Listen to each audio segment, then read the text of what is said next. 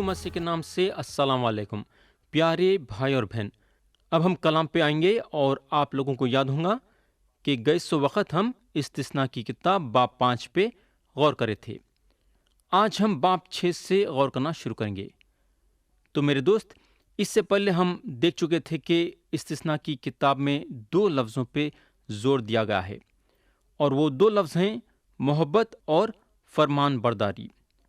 शरीयत और फरमानबरदारी के बारे में नहीं दिया गया है, बल्कि मोहब्बत और फरमान बरदारी के बारे में दिया है।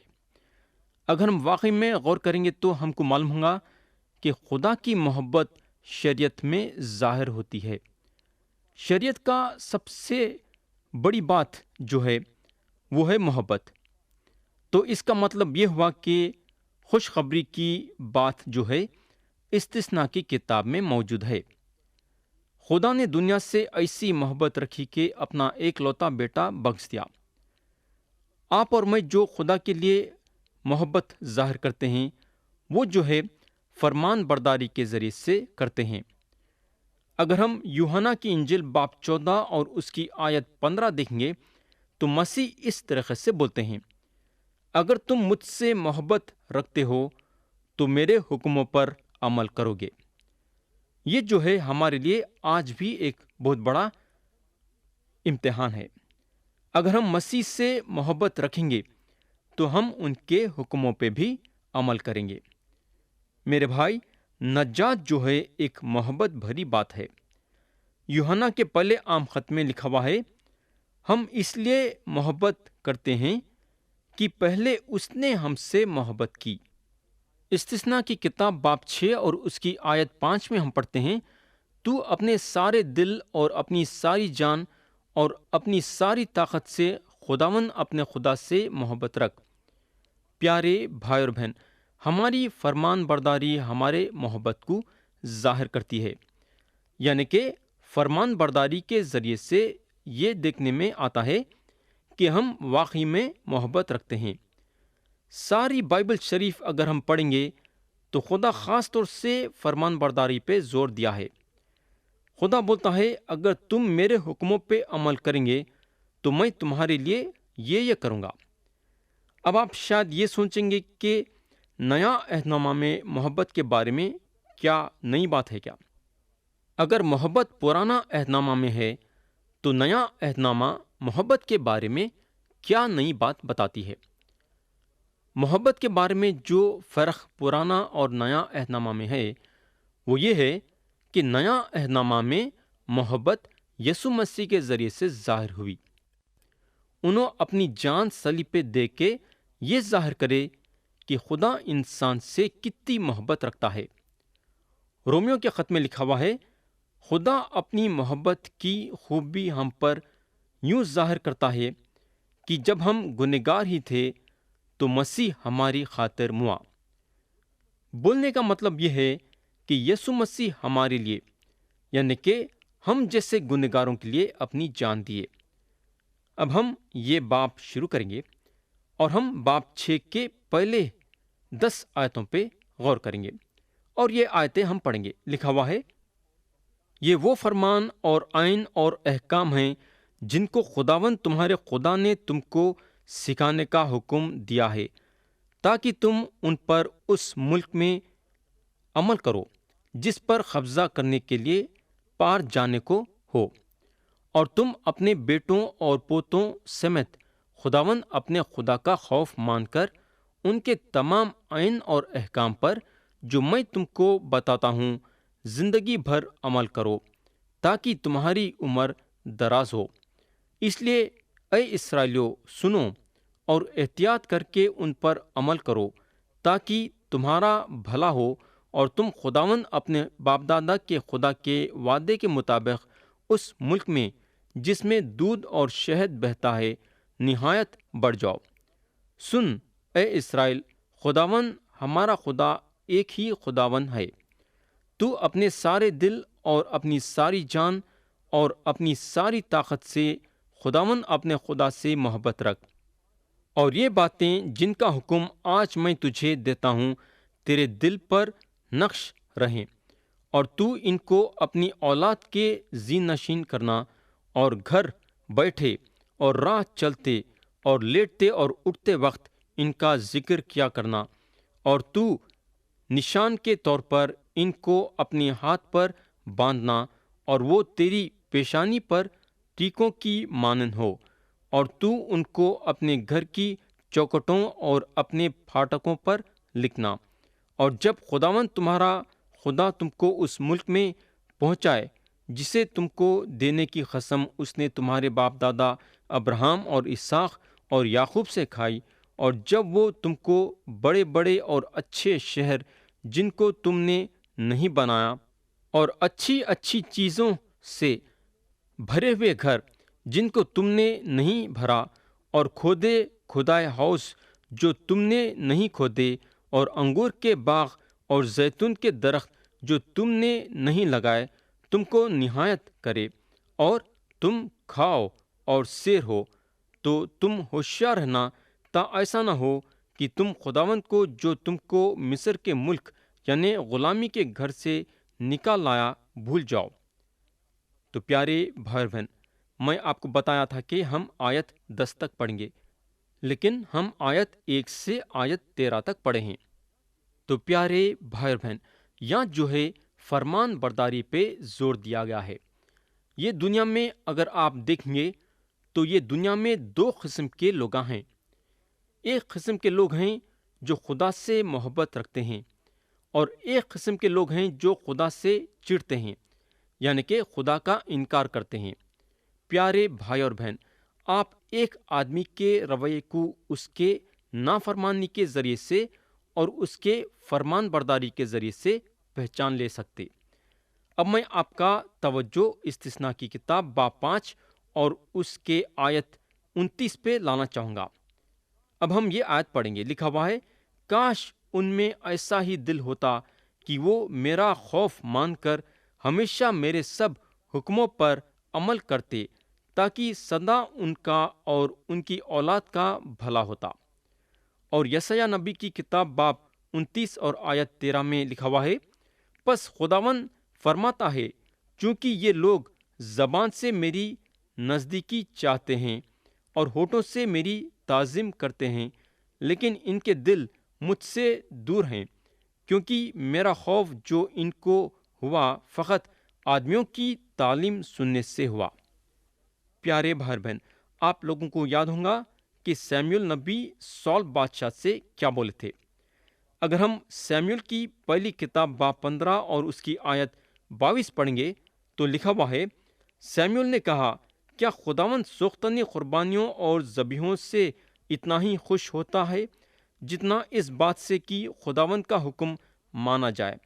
دیکھ، فرمان برداری قربانی سے اور بات ماننی مینڈوں کی چربی سے بہتر ہے۔ پیارے بھائی بہن، جب یسوع مسیح جو ہیں شمعون پطرس کو اپنے لیے چن لیے اور ان کو خدمت گزاری پہ بھیجنے سے پہلے ان کو ایک سوال کرے، ان کا سوال یہ تھا کہ اے شمعون یوحنا کے بیٹے، کیا تو مجھ سے محبت رکھتا ہے؟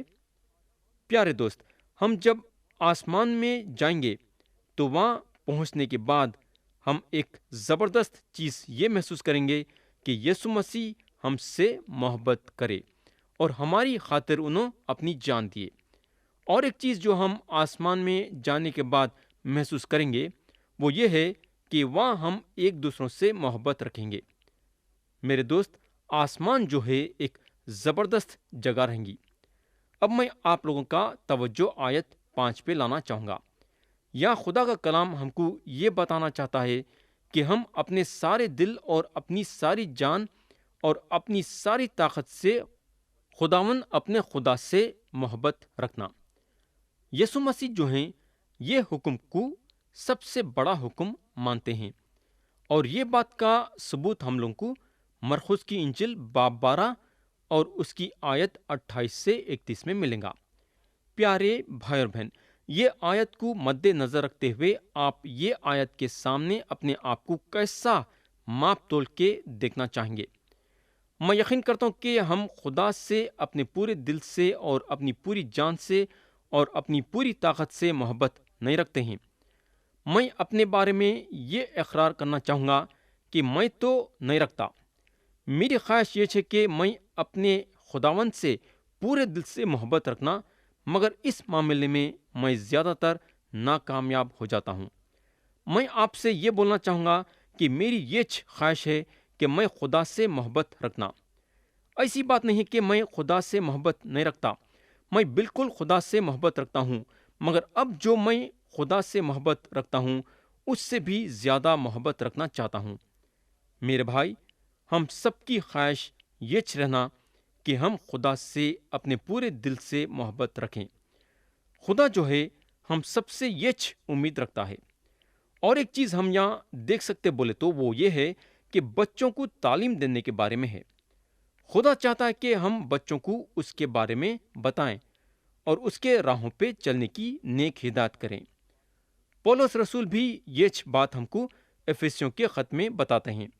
انہوں بولتے ہیں، اے بچے والو، تم اپنے فرزندوں کو غصہ نہ دلاؤ، بلکہ خداوند کی طرف سے تربیت اور نصیحت دے دے کر ان کی پرورش کرو۔ تو خدا جو ہے ماں باپ کو یہ ایک بہت بڑی ذمہ داری دیا ہے کہ ماں باپ بچوں کی خداوند میں بڑھائے اور خدا کے راہوں پہ چلنے کی نیک ہدایت دیے۔ بولنے کا مطلب یہ ہے کہ ماں باپ کا یہ فرض بنتا کہ اپنے بچوں کو خداوند کے راہوں پہ لے کے چلے۔ خدا جو ہے جب اپنے کلام میں بتایا ہے کہ بچوں کی پرورش خدا سے کرنا چاہیے۔ اگر ہم امثال کے کتاب میں دیکھیں گے تو لکھا ہوا ہے، ذرا غور سے سنو، لڑکے کی اس راہ میں تربیت کر جس پر اسے جانا ہے، وہ بوڑھا ہو کر بھی اس سے نہیں مڑے گا۔ اس کا یہ مطلب ہے کہ خدا جو ہے آپ کے بچے کے لیے ایک راستہ نکالا ہے، مگر آپ کا فرض ہے کہ آپ اس معاملے میں خدا کا ساتھ دینا ضروری ہے۔ اب ہم آیت 14 سے 25 پڑھیں گے، جو کہ یہ باپ کے آخری آیتیں ہیں۔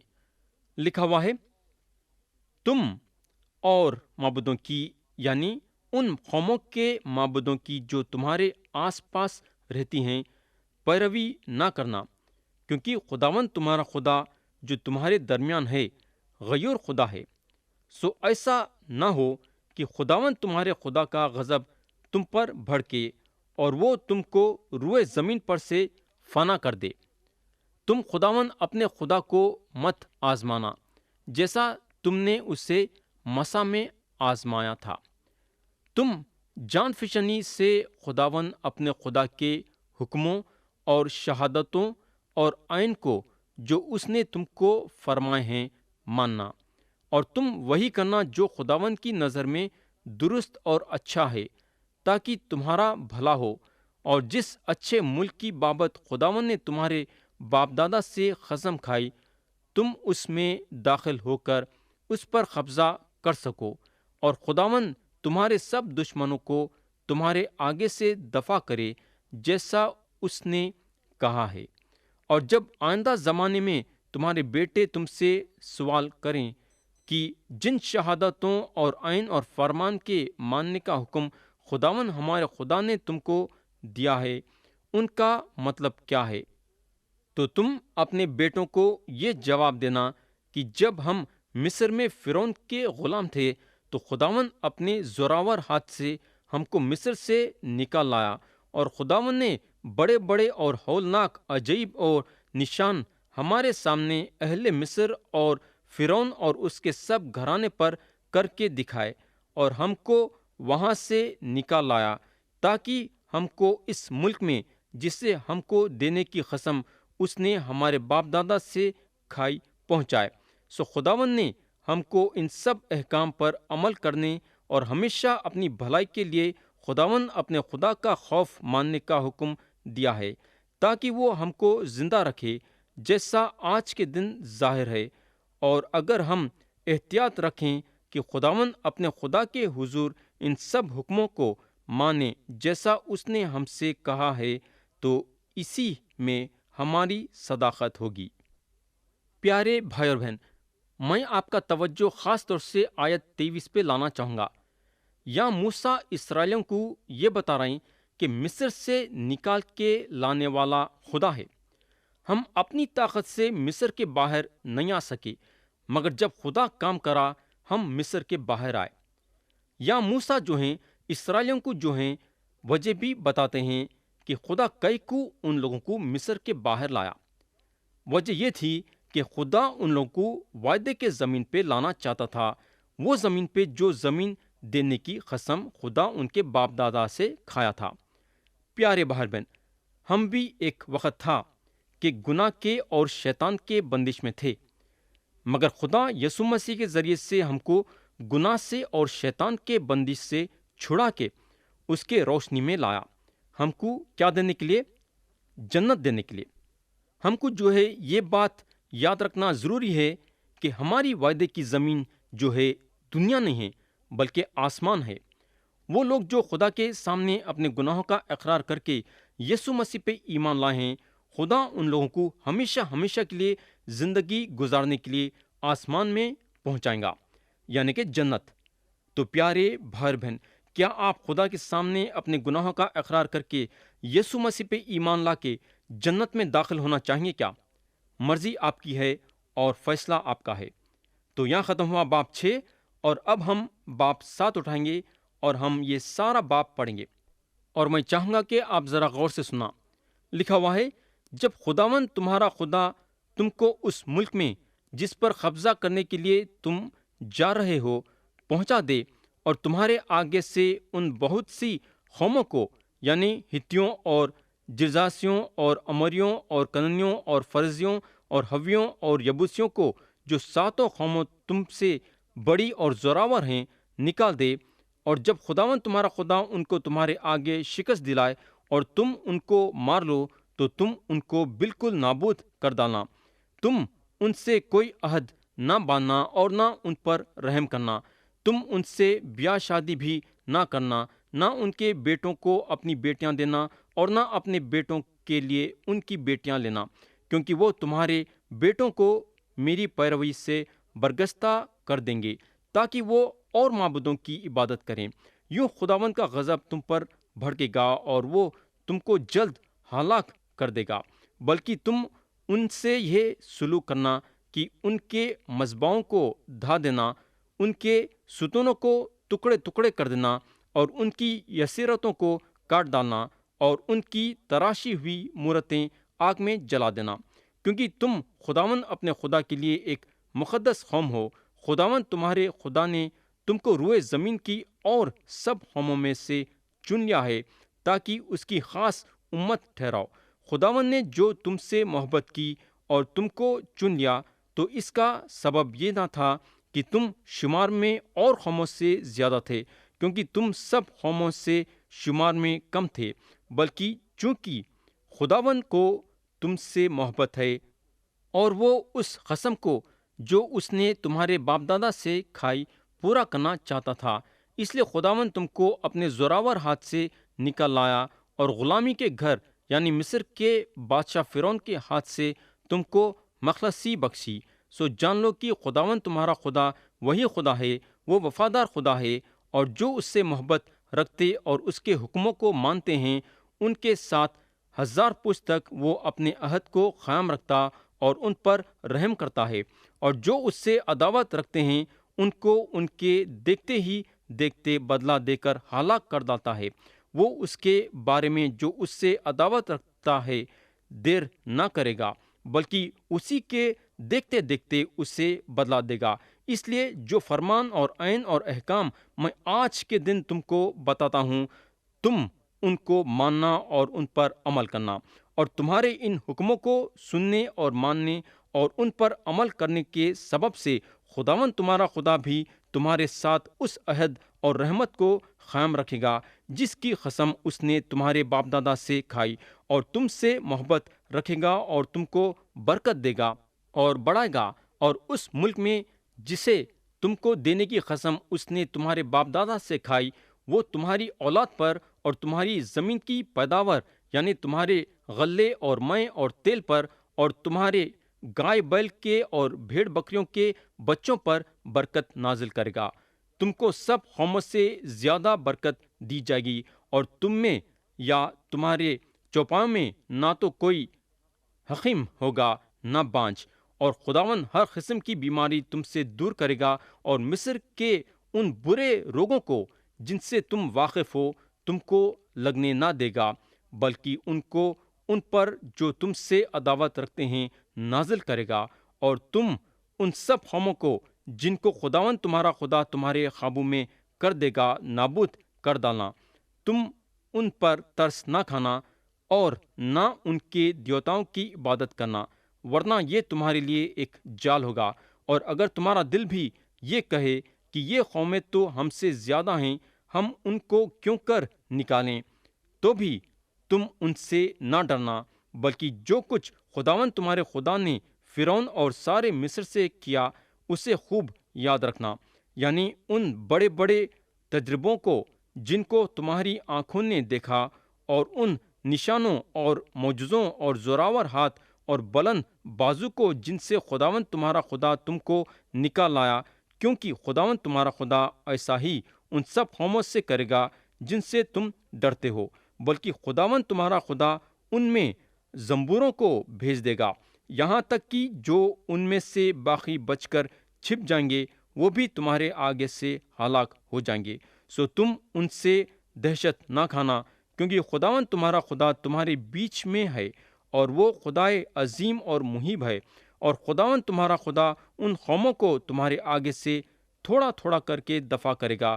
تم ایک ہی دم ان کو ہلاک نہ کرنا، ایسا نہ ہو کہ جنگلی درندے بڑھ کر تم پر حملہ کرنے لگیں، بلکہ خداوند تمہارا خدا ان کو تمہارے حوالے کرے گا، اور ان کو ایسی شکست فاش دے گا کہ وہ نابود ہو جائیں گے، اور وہ ان کے بادشاہوں کو تمہارے قابو میں کر دے گا، اور تم ان کا نام صفائے روزگار سے مٹا ڈالو گے، اور کوئی مرد تمہارا سامنا نہ کر سکے گا، یہاں تک کہ تم ان کو نابود کر دو گے۔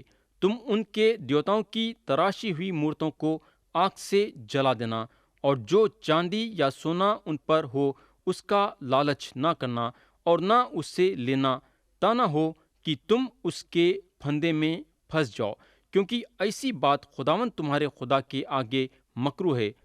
سو تم ایسی مکروہ چیز اپنے گھر میں لا کر اس کی طرح نیست کر دیے جانے کے لائق نہ بن جانا، بلکہ تم اس سے ازحد گھن کھانا اور اس سے بالکل نفرت رکھنا، کیونکہ وہ معلوم چیز ہے۔